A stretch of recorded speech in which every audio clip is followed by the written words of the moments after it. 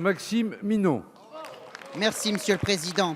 Ma question s'adresse au Premier ministre. Monsieur le Premier ministre, je tiens à associer à cette question tous mes collègues qui, au-delà des clivages partisans et par solidarité républicaine, ont répondu à mon appel. Clermont-de-Loise, Leblanc, Cosne-sur-Loire, Bar-le-Duc, Altkirch, Vitry-le-François, Le Couserans, Remiremont, Saint-Claude, Nogent-le-Rotrou et bien d'autres encore.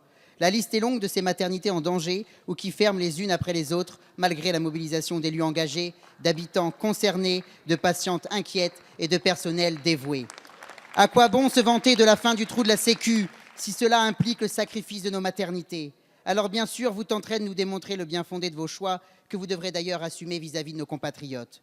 Fidèles aux technocrates qui semblent gouverner dorénavant, vous mettrez en avant des raisons administratives pour justifier une réalité toute simple en vérité.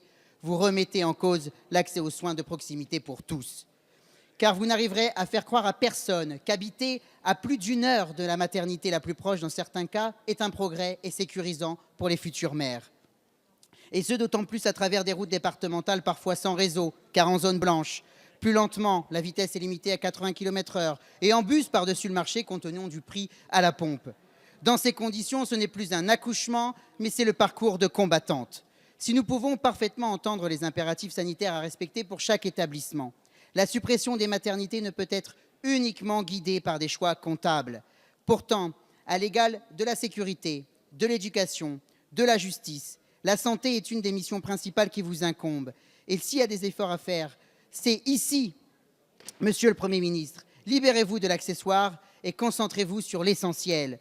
Monsieur le Premier ministre, assurez-vous que tous les Français aient accès à des soins de proximité où qu'ils habitent sur le territoire, à la ville comme à la campagne. Merci, monsieur le député. La parole est à madame Christelle Dubos, secrétaire d'État auprès du ministre des Solidarités et de la Santé. Merci, monsieur le président, mesdames et messieurs les députés, monsieur le député Maxime Minot.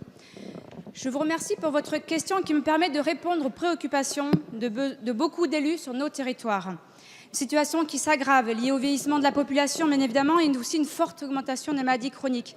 Et une nécessité de prendre en compte les attentes des professionnels, l'apparition de nouvelles thérapeutiques. C'est le défi que le gouvernement relève depuis 18 mois, et notamment dans un cadre de souci de qualité et de sécurité d'accès aux soins.